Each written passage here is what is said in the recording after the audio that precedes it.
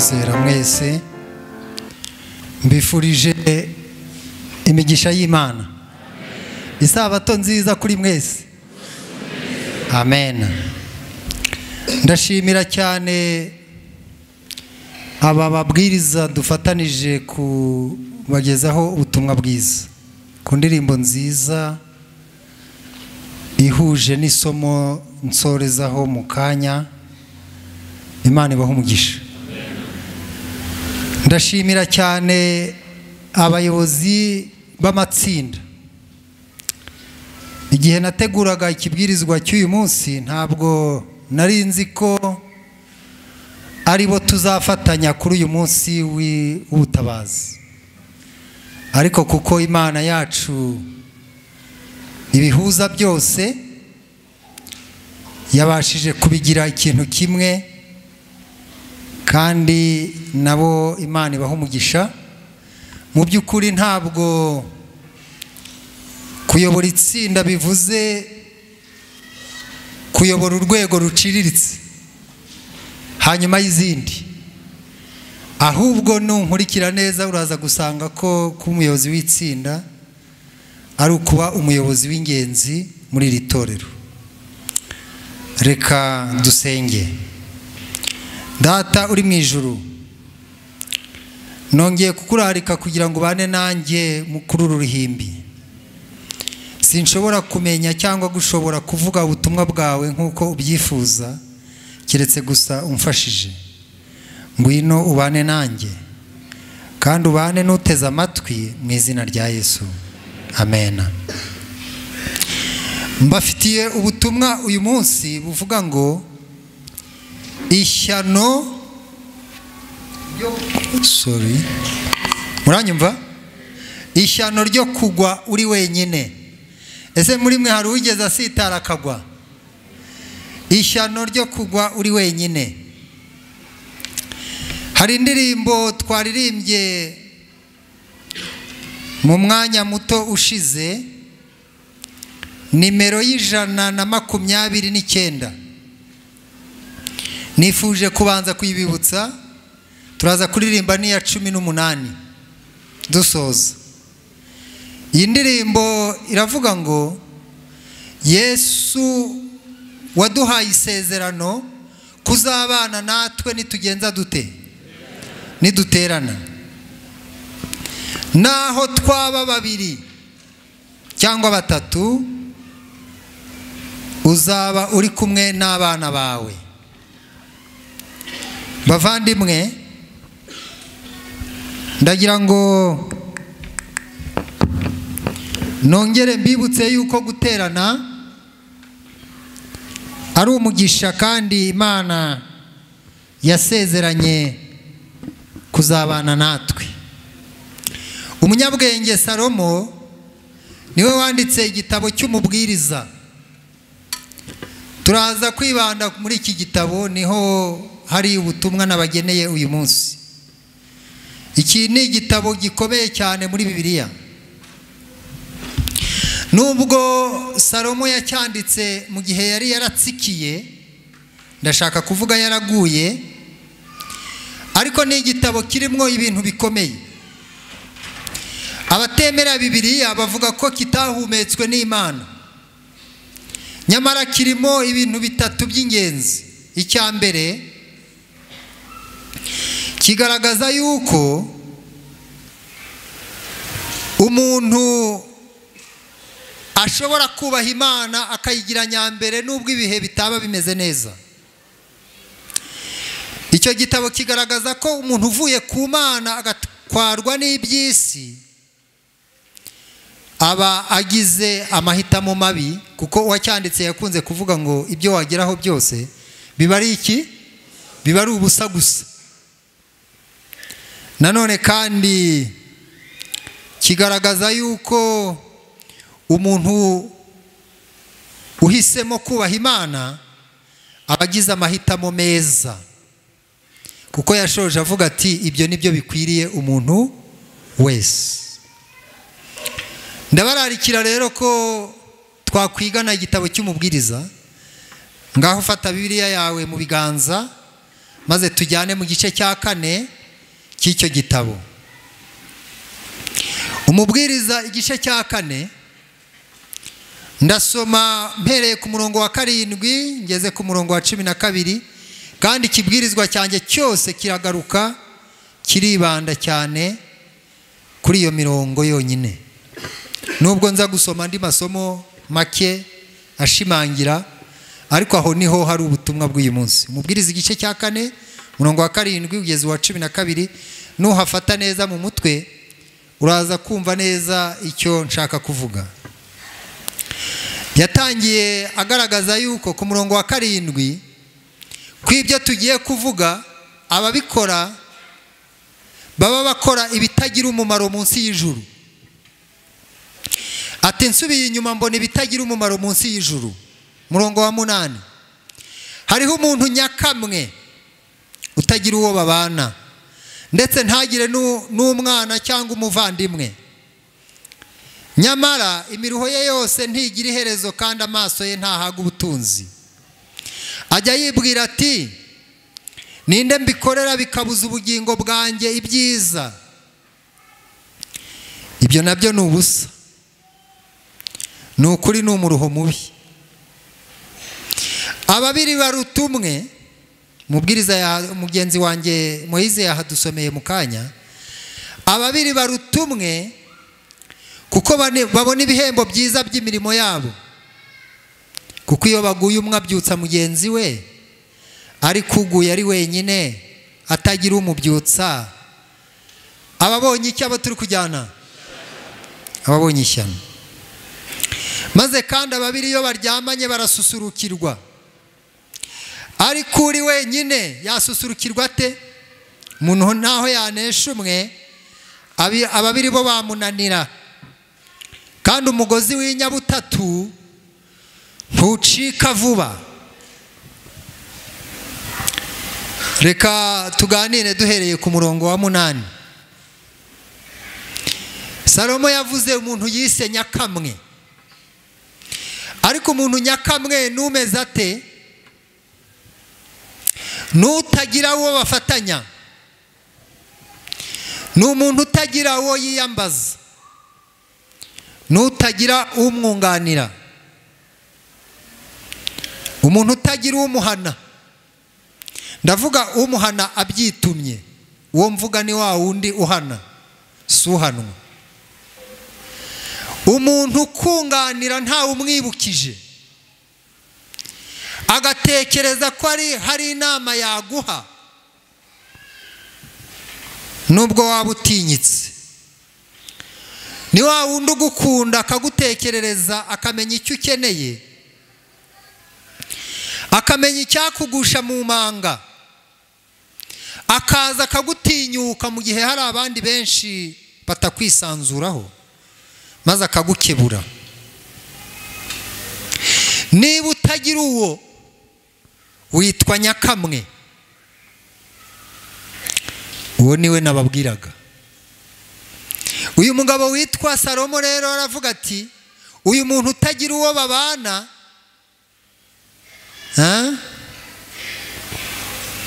uwo nguwo munsi y'ijuru ibyo ageraho byose byitwa ibitagira umumaro. Umurongo wa 9, ndetse reko ntarajya ku murongo wa 9, reka mbabwire isomo riboneka mu Migani igice cya 27, umurongo waho wa 17. Haranditse ngo uko icyuma gityaza ikindi, niko umuntu akaza mugenzi we. Kuko ngewe nabaye mu cyaro nzi neza, kera bakoreshaga imipanga batema ishyamba, ariko kugira ngo umupanga cyangwa se umuhoro, kubabizi abangana nanjye, kugira ngo ubashe kugira umupanga utyaye, wajyaga kugenza gute? Kuwutyaza ku rutyazo cyangwa ityazo, bitewe nuko ubivuga. Iryo ryari ibuye rero ku rubyiruko bakubaho wa mupanga maze ukazamwo ubugi. Uko barushaho gushyira wa mupanga kuri rwa rutyazo hazamwo ubugi, cyangwa se icyuma gishobora gukoreshwa ku kindi, ku bya kijyambere. Uko icyuma gityaza ikindi niko umuntu agenza ate. Ukeneye mugenzi wawe ugukaza, ugutyaza, ukutera inkunga, ukuvugurura, ukuvanamwo amafuti. Nicyo Salomo yashatse kuvuga. Reka tugane ku murongo wa 9 n'uwa 10 wa cya gice cya 4 cy'igitabo cy'umubwiriza. Yaravuze ati ababiri barutumwe, ababiri barutumwe kukisi kuko babyutsanya. Ngiye kubabwira ibyambayeho kuba ntabibwiye, kuko nabivanyemo ari cyo byamfashije mpora mbyibuka. Muri 2011 nigeze kubivuga ariko munyemerere mbisubire, nabyibutse ntegura ikibwirizwa. Nayoboraga itorero, nayoboraga Ibyumba. Noneho hari ku isabato, hari mu kwezi kwa 12 dushoje guterana, abantu bose baritahira bajya mu rugo. Hari umugabo umwe naganirije ndamubwira nti ngwino tujyane mu rugo tujye gusangira. Nashakaga kumuha amafunguro gusa kuko yatahaga kure, maze turajyana. Tugeze mu nzira nari nambaye imyenda y'abajiya, mfashe n'isakoshi irimo ibitabo. Ngiye kubona mbona umwana aguye mu cyuzi. Nabonaga ari icyuzi kigufi, nibwiraga ko atari kirekire, ariko cyari gifite metero 4 z'ubujyakuzimu. Cyari kinini. Ntabwo nari naramenye ko mu cyumweru mu mezi 2 yarashize hari haraguyemo umwana w'umukobwa ufite imyaka 19 arapfa. Abana rero umwana aguyemo, abana bafataga ibiti bagakubita amazi batazi ko bari hejuru y'urupfu. Maze uwo mwana mugirira impuhwe nijugunyamo kugira ngo murohore, ariko nanjye nari ngiye gupfa. Nageze muri ya mazi y'ibiziba, munsi harimo ibyondo, wajyagamo yarafatwaga ntagaruke. Maze ntangira kumanuka. Wa mwana yageze hasi gato, amaze gusoma kuko atafashwe we aragaruka. Abamenyereye iby'amazi niko bigenda, ngo umuntu abanza kuza bwa mbere. Mbonye azamutse singira ukuboko, maze ndamufata kugira ngo mufashe. Bituma niyamortisa nsubira hejuru gato sinamanuka. Maze igihe wa mwana nari maze kumufata, ntangira gusubira hasi. Muzi cyabaye? Ababiri baruta wa muntu nari ngiye guha amafunguro yamfashe mu ijosi ahangaha, maze muhereza wa mwana. Nuko arankurura, icyakora nakubise umugongo ku gikuta, bimviramo ububabare bukomeye, n'ubu ndacyabwumva. Ariko nagize umugisha ankura muri rwa rwobo. Ndashimira Imana cyane. Ubwo nahise mvayo rero ndimuka, itorero rinyohereza gukorera ahandi. Hashize ibyumweru 2 hagwamo umusore ufite imyaka 22 arapfa. Maze umurenge utegeka ko bafunga icyo cyobo kugira ngo hatazagira umuntu ugwamo. Umupastori wansimbuye yagiye kuyobora aho hantu, akajya ababwiriza ubutumwa, bakamubwira batari ko hari umuntu watubwirije ubutumwa. Reka ibyo ngibyo ntago nashatse kubibabwira. Iri somo iyo ndisomye haranditse ngo ababiri baruta ku kuko iyo umwe aguye undi agenza ate? Aramubyutsa. Hari umumaro wo kugendana n'abandi, hari umumaro wo kuba muri babiri bakuvana mu bibazo, bagufasha icyo utabasha kwikorera. Iyo ntajyana n'uwo mugabo ubu ngubu ntagomba mpagaze imbere yanyu. Uwaguye ntashobora kubyutswa n'amafaranga ari mu mufuka we nubwo yaba ari menshi. Ibi ni ibibazo, hari ibibazo bikemurwa n'undi muntu nubwo yaba ari umuntu wita ko aciriritse. Iyo wagize ibyago, iyo umugore wawe afashwe n'inda ari mu gicuku, ukeneye uwagufasha, ukeneye uwakunganira akagutabariza. Imbwa yawe ntabwo yabikora nubwo igukunda.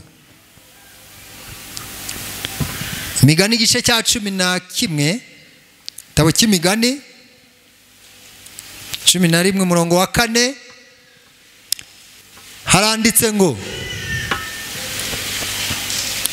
ubutunzi ntacyo bumara ku munsi w'uburakari, ariko gukiranuka kudukiza urupfu. Amafaranga ntakemura ibibazo, hari ibyo akemura ariko si byose. Uyu mugabo witwa Salomo wavuze ibi rero nubwo yari yarataye Imana, ariko igihe yandikaga ibi yari azi ko waguye aba akeneye uwamubyutsa, umuntu wa kabiri cyangwa se uwa gatatu. Ahubwo natwe abizera turebera bene data batandukira igihe bava mu byizerwa, tugasa n'abarenza amaso ibyo bagenzi bacu bakora kandi tubibona. Ahubwo dutegereje ko inama y'itorero yaba ariyo igira ikivuga cyangwa ikora kuri uwo mwene data utakiri mu murongo. Rimwe na rimwe inama y'itorero yaba itabikoze, tukagenda twijujuta ku itorero ntacyo rikora. Kandi nyamara ari wowe wakabaye ufata iya mbere mu gukebura umwizera mugenzi wawe wica gahunda. Ntukwiriye kwemerera umwizera wica isabato urebera. Wiceceka mu gihe uturanye n'umuntu unywa inzoga cyangwa se uzicuruza. Wiruca ngurumire mu gihe ubona mugenzi wawe ari umusambanyi kandi agenda bivugwaho ku mugaragaro. Gira icyo ubikoraho. Wirangara mu gihe ubona mwene so agenda yambura abizera bagenzi be ab'umwesikuro ngo wicecekere nkaho bitakureba. Hamagara uwacumuye, mugira inama, uzaba umubyukije. Yesu yaravuze ngo bene uwo nakumvira uzaba ubonye mwene so. Byanditswe muri Matayo igice cya 18 umurongo wa 15. Nakumvira uzaba ubonye nde? Uzaba ubonye mwene so. Tugeze ku murongo wa 11 wa cya gice cya 4 cy'igitabo cy'umubwiriza. Salomo agira ati, maze kandi ababiri iyo baryamanye barasusurukirwa. Abantu batuye mu turere dukonje barabizi neza. Iyo ubukonje bugufasha ukaryama hamwe n'ufite ubushyuhe aragushyushya, ariko icyo gihe bizagusaba kumwegera. Mubyumve muri context nabivuzemo, nubwo muri iki gihe cy'amajyambere abantu batakikunda kuryama hamwe, ariko hari abantu baba bafite imico mibi, abavuga ati ngewe nanga umuntu unyegera. Wamukozaho akaboko ati nanga umuntu mfumbata. Wamumwegera ati sinifuza umuntu nkoraho. Bene abo bantu bafite ibibazo, bazicwa n'ubukonje.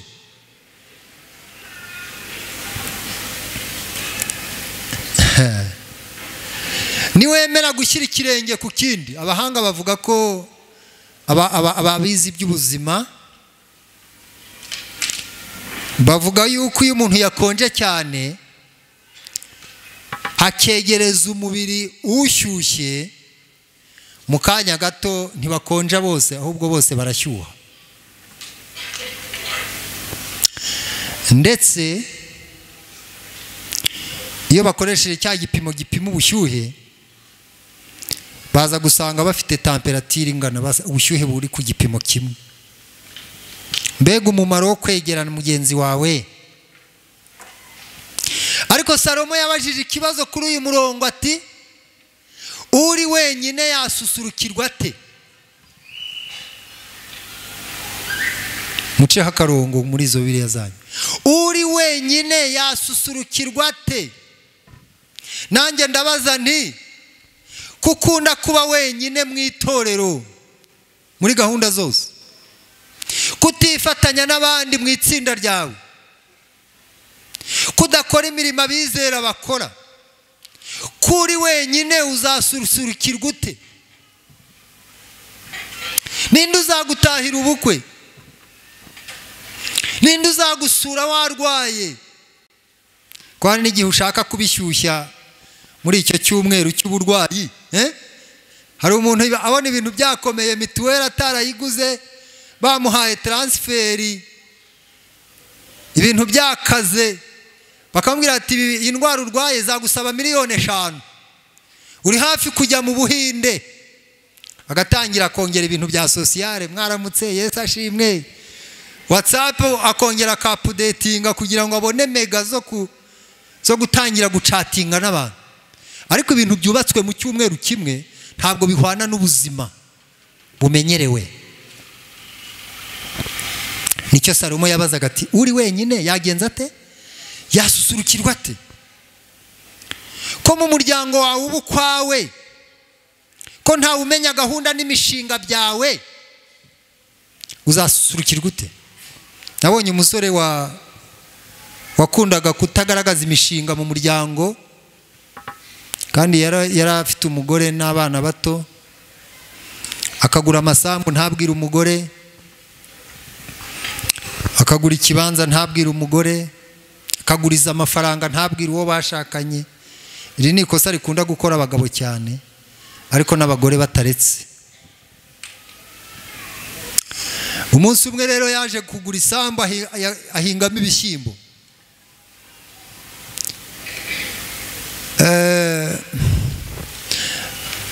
Ni ahantu bakunda guhinga ibishyimbo bakabishingirira bikazamuka kuri bya biti byitwa imishingiriro.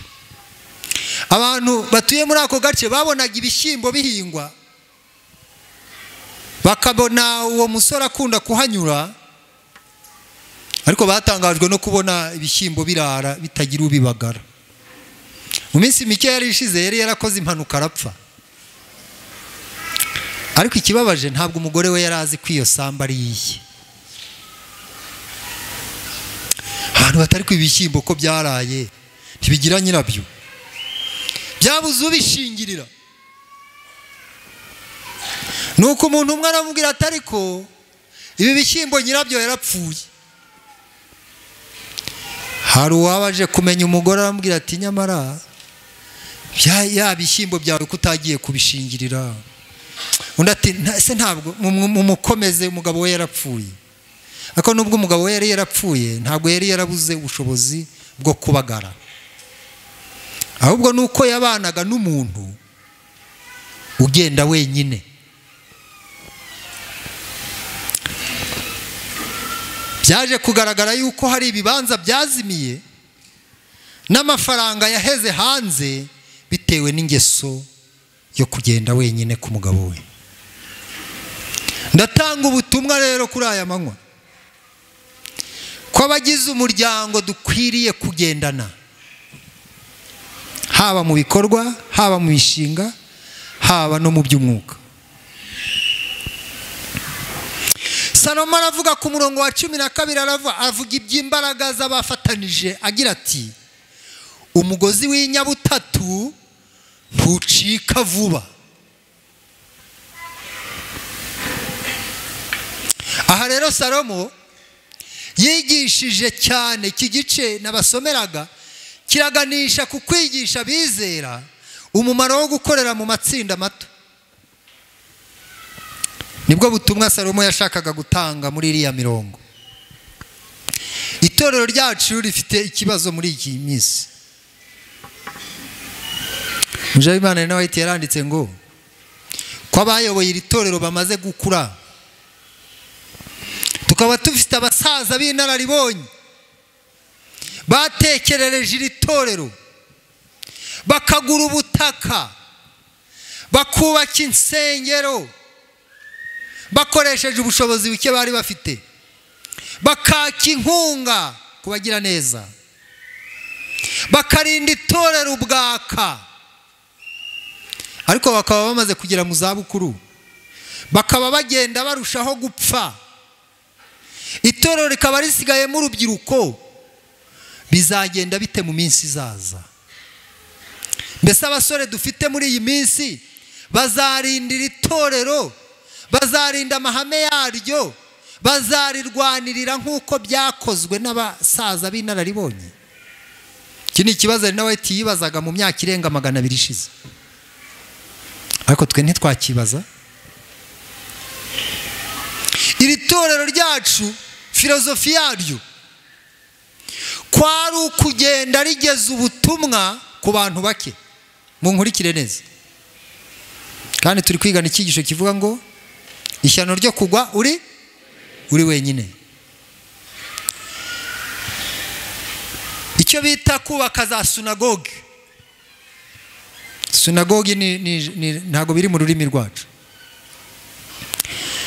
Bwari uburyo bwo kujyana gusanga abantu bake ahantu bari, ukababwiriza ubutumwa, ukahubaka urusengero bakamenya Imana.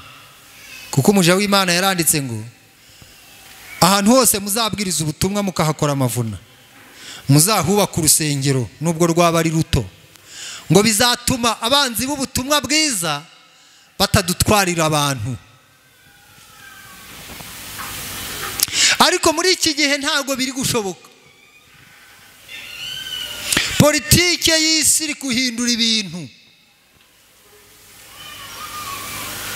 Turasabwa gushyira abantu benshi hamwe, mu gihe mbere twasabwaga kwegera abantu bake. Muri kunkurikira neza? Iki ni ikibazo ku itorero. Iyo abantu ari bake kubabwiriza ubutumwa biroroha, gukoresha impano zabo biroroha, kumenya ababwiriza bari muri iyi korari biratworohera. Impamvu aba bantu bicaye aha ngaha bitwa korari abahamya ba Yesu, impamvu mubabona hano nuko bari mu itsinda rito. Iyo aba batari muri iri tsinda, abenshi baba bari gucuruza inzoga, abandi bari guhinga ku isabato, abandi bafite abagore babiri. Mumbabarire kuba mbibavuzeho, ibyo mvuze ni ukuri. Ariko kubera iri tsinda barimo rirabarinda bakabasha gukomeza kuba mu murimo w'Imana. Itorero ryacu rikwiriye gukorera mu matsinda kugira ngo babonere ubufasha mu bya mwuka ndetse no mu mibereho isanzwe y'ubuzima. N'ahantu baterwa umwete wo kugera ku ntego, niho tumenyera abatakiboneka uburyo bagomba kwitabwaho. N'ahantu havugururirwa urutonde rw'abasengerwa,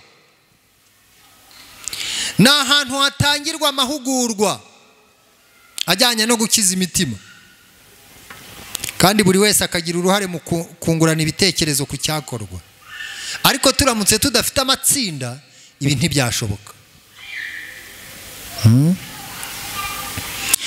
Itsinda ritegura abizera, rikabaha n'ubushobozi.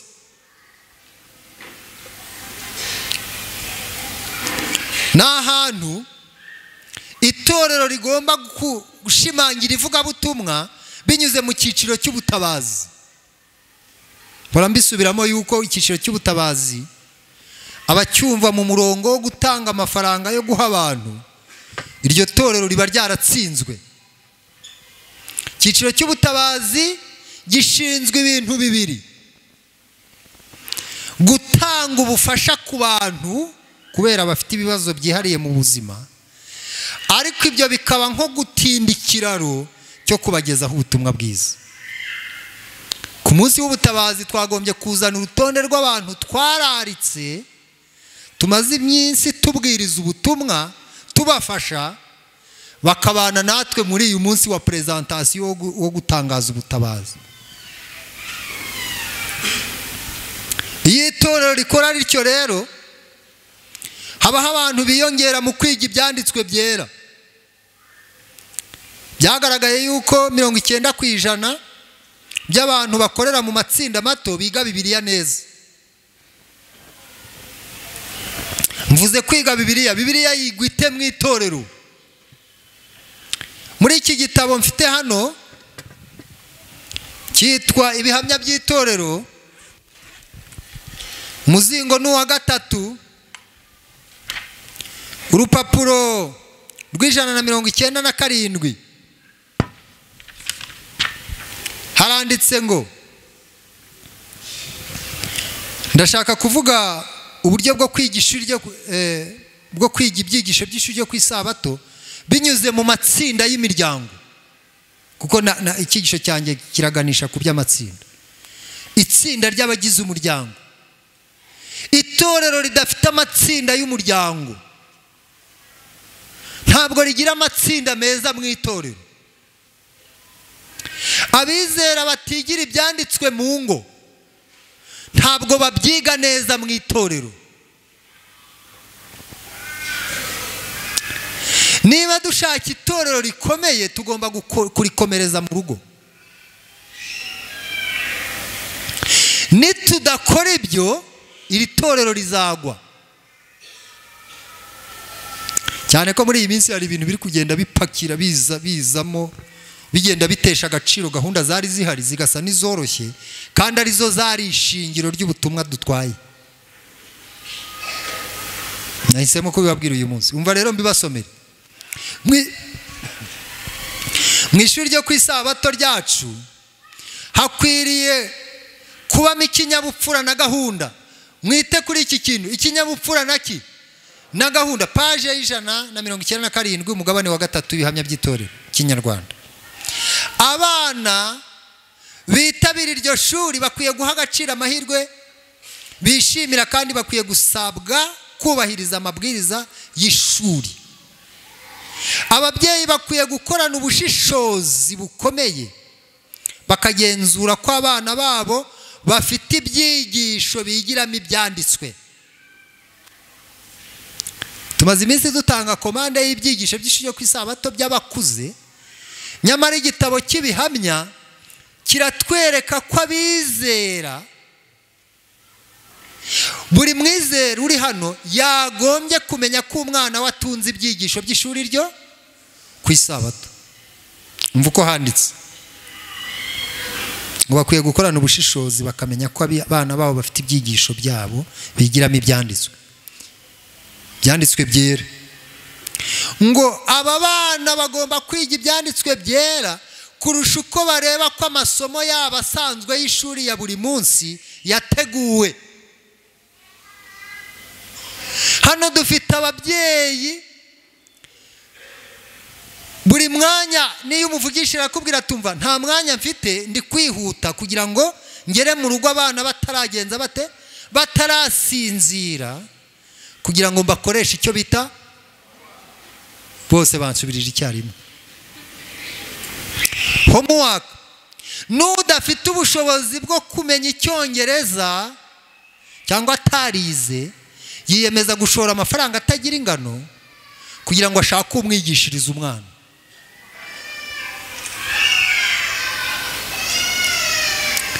Ariko Ibihamya by'itorero biravuga ngo ababyeyi bagombye guhangayikishwa n'abana ko badafite ibyigisho, kandi bakagenzura ko aba bana biga ibi byigisho mu buryo buteguwe neza kurenza uko biga mu mashuri asanzwe.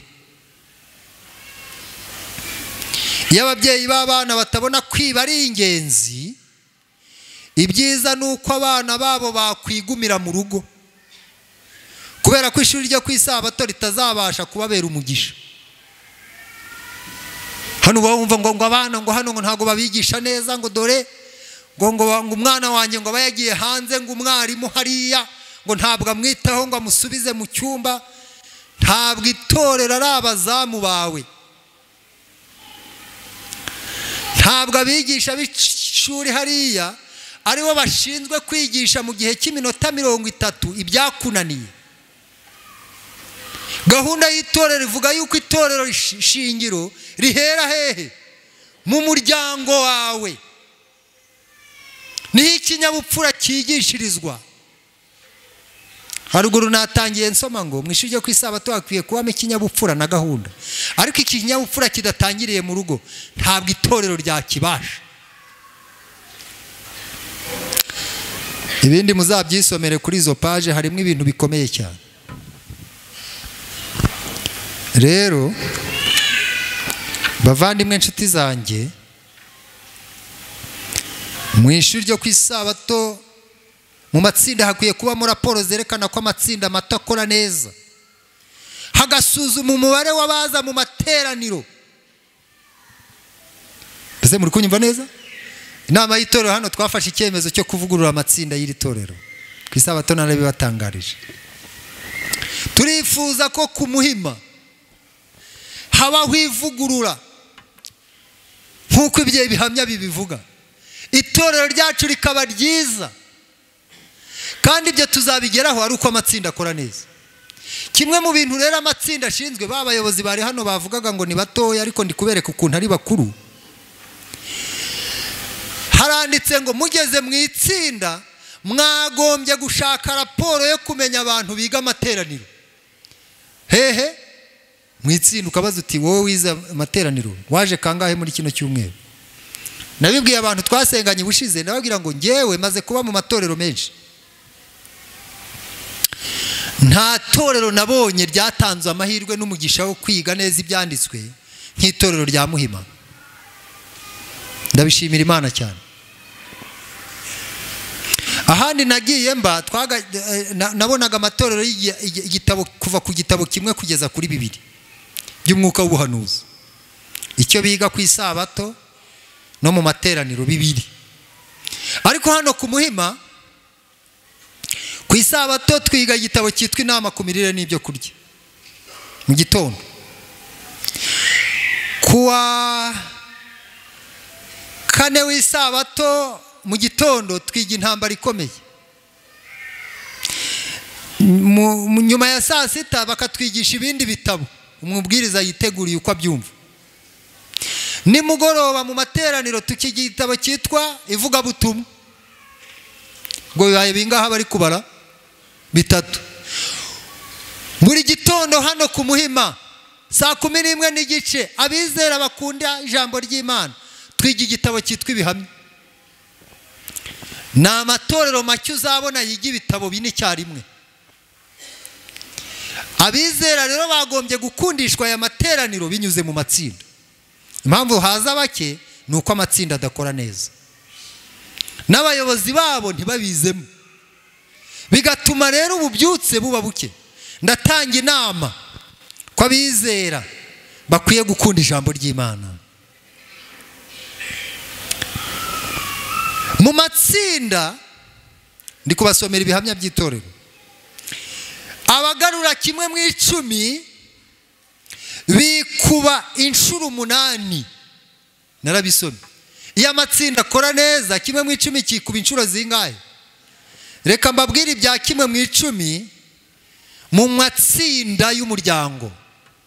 Ngeze kuri page ya 436 ya cya gitabo nababwiraga ibihamya by'itorero, page 436 haranditse ngo buri mwizera wo mu miryango itandukanye yo mu matorero yacu wizera ukuri akwiye kugira uruhare mu kwamamaza ukuri abinyujije muri gahunda inoze yo gutangana ubuntu.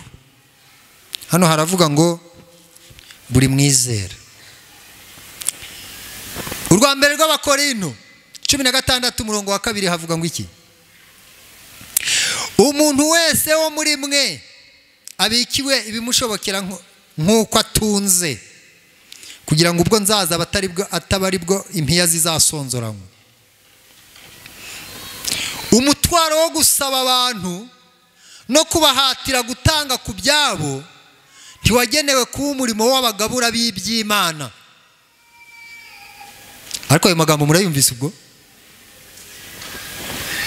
Ngo umutwaro wo gusaba abantu no kubahatira gutanga ku byabo ntabwo wagenewe kuba umurimo w'abagabura b'iby'Imana. Iyo nshingano ikwiye kuba iya buri wese, buri muntu wese unejejwe no kwizera ukuri. Ni ukuvuga ngo ntabwo bireba abagabura b'iby'Imana gusa, ahubwo bireba n'umuntu wese wizera iby'ukuri. Abafuhira ko kimwe mu 10 kidatangwa ntabwo bagombye kuba abakuru b'itorero bonyine, ahubwo buri mwizera wizera iby'ukuri agomba kugirira ifuhe. Reka mbibasomere. Amaturo y'abana ashobora kwemerwa ndetse akanezeza Imana. Agaciro k'ituro ituro rigira gaterwa n'umwuka wakoresheje uwatanze izo mpano. Kubwo gukurikiza iri tegeko ry'intumwa no kubika bike buri cyumweru, abakene nabo bafasha mu kuzuza mu bubiko by'Uwiteka, kandi impano zabo zakirwa n'Imana uko zakabaye, kubera ko baba batanze mu buryo bukomeye ndetse buruse ubwa bene se batunze kubarusha. Hano hajemo ijambo ryitwa kubika buri cyumweru. Twebwe tumenyereye hano yuko dutanga icya-10 ari uko itariki ya nyuma yo kumurika yageze. Nk'uyu munsi nibwo itangazo rimwe na rimwe durinyuraho cyangwa twakabye tukabivuga kabiri. Ariko ibihamya Bibiliya n'ibihamya by'itorero bivuga ko umwizera ukunda iby'ukuri atanga icya-10 buri cyumweru. Ngo abika buri cyumweru. Gahunda yo gutangana ubuntu inoze kandi ihoraho izarinda umuryango wose ibishuko. Ariko aya magambo abantu barigeze bayasoma. Gahunda yo gutanga ihoraho kandi inoze izarinda umuryango wose ibishuko byo gutagaguza amafaranga mu bintu bidakenewe, kandi by'umwihariko izabera umugisha imiryango ikize biciye mu kuyirinda gushayisha mu gutagaguza. Burya iyo umuntu atanga icya-10 neza bimurinda gusesagura, kuko amenya kubara. Yaranditse ngo buri cyumweru iby'Imana isaba buri muryango bigomba kwibutswa buri muryango wawo ukurikiza iyi gahunda mu buryo bwuzuye. Ntabwo ari gahunda ya pasitoro, ni gahunda y'umuryango. Ukwiye kuganiriza umugore wawe, ukwiye kuganiriza abana. Kimwe mu 10 ntabwo gikwiye gutanga umuyobozi w'umuryango gusa, ahubwo ni itsinda ry'umuryango. Yaranditse ngo rimwe muri cyumweru buri muntu wese yongera gusubiza amaso inyuma akareba ibyakozwe mu cyumweru gishize, areba inyungu yagombaga kubona iyo aba yarabashije kuzigamira ndetse n'amafaranga adafite kubwo gusesagura. Umutima we urakanguka nkaho uri imbere y'Imana, maze ukamuhamiriza ko umushyigikiye cyangwa se ko umushinja. Ahita amenya ko niba ashaka kugumana amahoro yo mu mutima n'ubuntu bitangwa n'Imana agomba kurya akanywa kandi akambarira kuyihesha ikuzo. Gahunda yo gutangana ubuntu rero no kuri gahunda inoze ituma umuyoboro wo mu mutima uhora ufunguye. Abizera bagomba kugira umuco wo gutanga buri munsi, buri cyumweru. Nibigenda bityo abakene ntabwo bazinubira iyo gahunda yo gutangana ubuntu.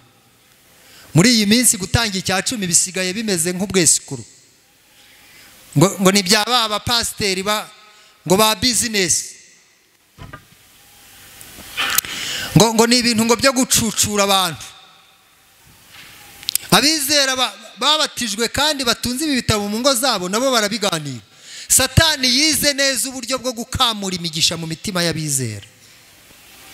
imvugo rero ziragenda ziyongera, ati rero biriya bintu byo gutura amaturo, biriya bintu byo kuba mu makorari, biriya bintu byo kujya mu materaniro, biriya bintu byo gusoma ibitabo ni ibintu by'abanyamadini. Ugasanga no muri tagisi n'abantu babatijwe bamwe barambitsweho ibiganza barabiganira,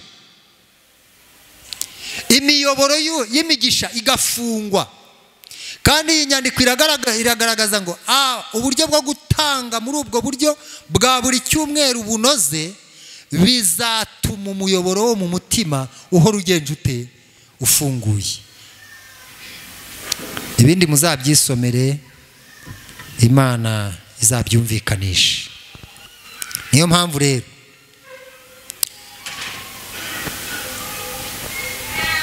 nsoza ndashaka kubabwira yuko amatsinda yacu nakora neza tuzagera ku ntego. Amatsinda yacu nakora muri ubwo buryo, itorero rizamenya inshingano yaryo yo kwamamaza ubutumwa bwiza, kandi abizera bakora batyo bazumva ibyishimo byuzuye umunezero. Ibyo byanditswe mu kinyamakuru cyitwa Urwibutso n'Integuza, cyanditswe ku itariki ya 12 z'ukwezi kwa 12 mu cya 878, ngo abizera bakora batyo bizatuma itorero rigera ku ntego kandi bazumva ibyishimo byuzuye umunezero. Abizera bakora inshingano bibatera umunezero. Yarongeye arandika ngo mu gitabo cyitwa Wifuzwa ibihe byose, igitabo cy'icyongereza, page 370, yaranditse ngo tuzabasha kwakira ibihwanye n'ibyo duha abandi. Uko urushaho gutanga, uko urushaho kubwiriza abandi ubutumwa bwiza, niko nawe uzakira. Nanone yarandika mu gitabo cyitwa Inama ku bakozi, page 352, ati uyu murimo ntabwo uzarangira kugeza igihe abizera bose b'itorero bazifatanya n'abapasitoro mu murimo wo kubwiriza ubutumwa bwiza. Hakenewe ubufatanye hagati y'abagabura n'abizera muri uyu murimo. Igihe uyu murimo witabirwa n'abantu bake ntabwo uzarangira. Yaranditse muri cya kinyamakuru cy'Urwibutso n'Integuza,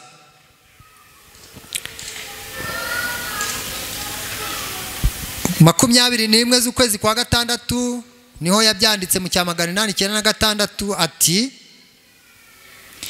umugabane munini w'abagize iri torero bazahinduka abakozi bakorana n'Imana, kandi imvura y'itumba ntabwo izigera isukwa kugeza igihe abizera bazemera gukorera mu matsinda kandi akorera kuri gahunda. Mwuka wera, imvura y'itumba ntabwo izasukwa mu gihe abizera bataremera ivugurura ryo gukorera mu matsinda mato. Kandi aravuga ngo ubufasha bukomeye bubasha guhabwa abantu bacu, icyo pasitoro yabafashije akabaha ikintu gikomeye kurenza ikindi cyose pasitoro yakora cyangwa se inama y'itorero, ngo ubufasha bukomeye bubasha guhabwa abantu bacu ni ukubigisha gukorera Imana no kumwiringira aho kwiringira abapasitoro babo.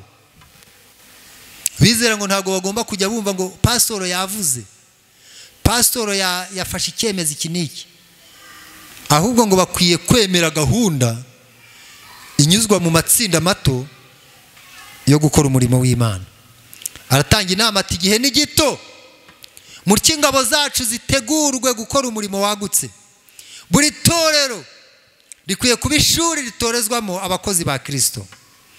Niyo mpamvu ishuri ryo ku Isabato ngo rigomba kuyoborwa neza, rigategura amatsinda akorera ku ntego. Bizaba kimwe mu bikoresho bikomeye byo kugeza ku bantu ku kuri. Itsinda rero rigomba kubamo abantu kuva kuri 6 kugeza kuri 12, ariko ritarengeje 15. Buri tsinda ryose ry'itorero kandi rigomba kugira abayobozi bakorera ku ntego, bafite inshingano zo gufasha abizera gukorera ku ntego y'ivugabutumwa n'ibindi bikorwa byose by'abizera bigomba kuba bifite intego. Ntabwo abizera bagomba kurwanya gukorera ku ntego.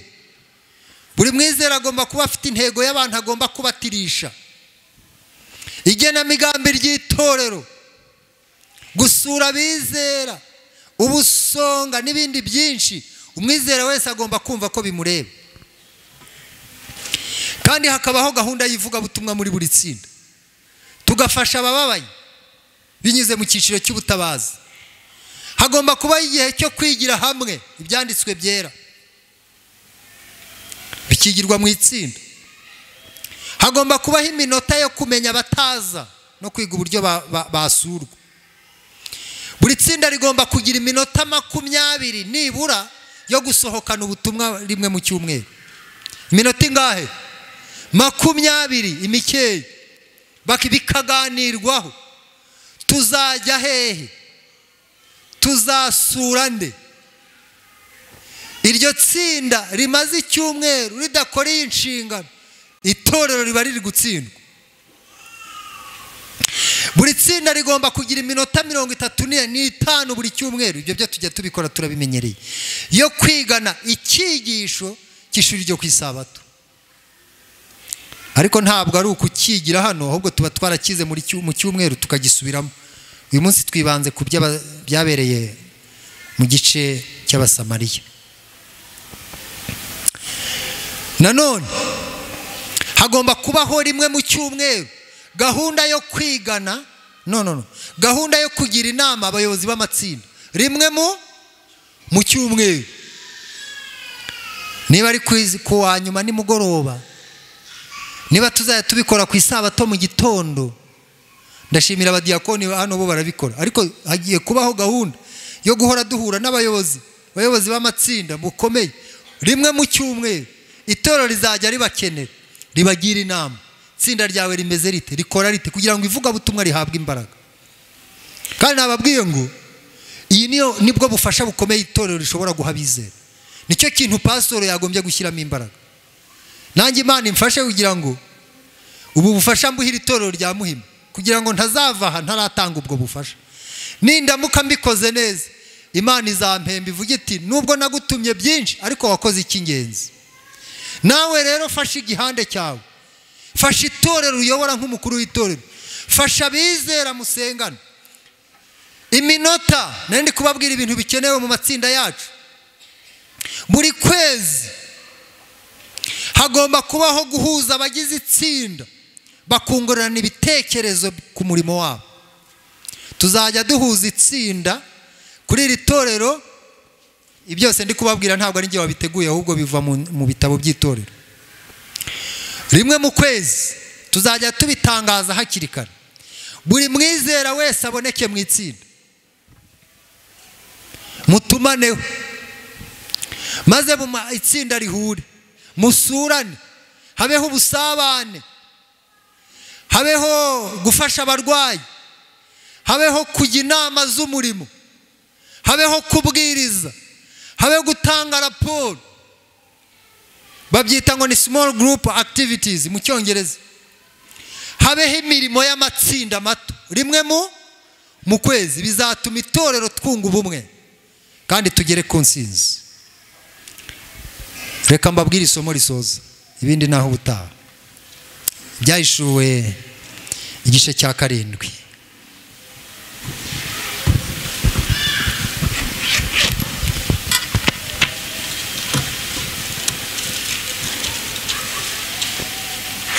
Byahishuwe igice cya 7 umurongo wa 9 n'uwa 13. Ahangaha tugiye gusanga ko no mu ijuru hazabaho gukorera mu matsinda. Haranditse ngo umurongo wa 9, hanyuma y'ibyo mbona abantu benshi umuntu atabasha kubara, bo mu mahanga yose n'imiryango yose n'amoko yose n'indimi zose, bahagaze imbere ya ntebe n'imbere y'umwana w'intama, bambaye ibishura byera kandi bafite amashami y'imikindo mu ntoki zabo. Umurongo wa 13, umwe muri bakuru arambaza ataba abantu bambaye ibishura ni bande kandi bavuye he? Iki gice cya 7 kiragaragaza amatsinda y'abazajya mu ijuru. Ariko igitabo cy'intambara ikomeye kitwereka ko tugera no mu ijuru ndetse no mu isi nshya, ijuru rizatugabanyamo. Reka mbabwire, abantu bazinjira mu ijuru Imana izabagabanya mu matsinda 12. 10 nangahe? Bazinjirira mu miryango 10 ningahe? Muzabisoma muri iki gice cya 7. Ariko nitugera mu isi nshya twicaranye na Yesu, tutakijya mu mavuna, tutakijya muri bya bindi biturushya, ijuru rizatugabanyamo amatsinda 3 gusa. Haleluya. Amatsinda ngahe?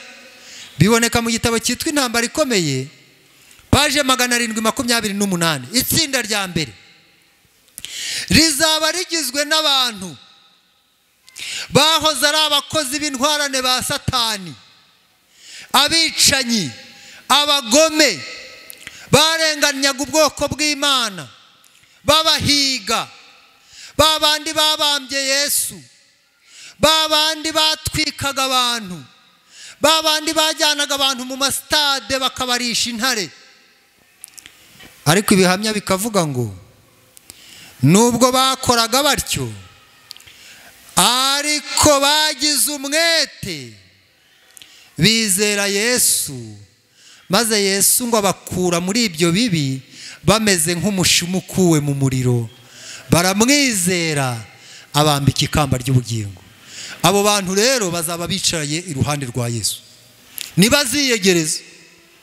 Abapasitoro ntabwo aribo bazaba bicaranye nawe aho ngaho, ahubwo abantu bakoreye Satani bakaba bagome mu bibi byabo, Yesu azicarana nabo. Itsinda rya 2 rizaba ririyo ni itsinda riboneka muri icyo gitabo ngo hazaba hakurikiyeho abantu bashikamye mu kuri kwa Kristo mu gihe cy'ubuhakanyi bukomeye. Haleluya.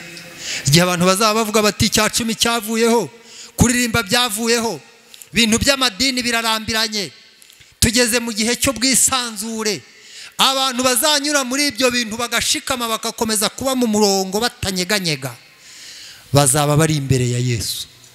Haleluya. Azajya yitegereza agenza ate? Abarebe. Abo bantu bazaba bahirwa cyane. Maze umuja w'Imana nako umuhishuza aravuga ngo nitegereje mbona hirya yaho itsinda rya 3 ry'abantu benshi umuntu atabasha kugenza gute, umuntu atabasha kubara, bicaye imbere y'iyo ntebe. Abo nibo zabana na Yesu. Imana yatangije mu matsinda muri Edeni, iravuga ngo tureme umuntu agira ishusho yacu asa natwe, ngo kandi si byiza ko uyu muntu aba wenyine, reka muremere umufasha ugenje gute, umukwiriye. Irema itsinda. Yesu aje akorera mu matsinda. Mu gihe cya Mose hari amatsinda, intumwa za Yesu zikorera mu matsinda, itorero ry'Imana riri mu matsinda. Yesu nagaruka tuzagenda mu matsinda, no mu isi nshya tuzaba mu matsinda. Imana iduhe kuba bizera bakorera mu matsinda neza nk'uko ijuru ribyifuza. Nibyo mbasabira, nanjye ndabyisabira mu izina rya Yesu.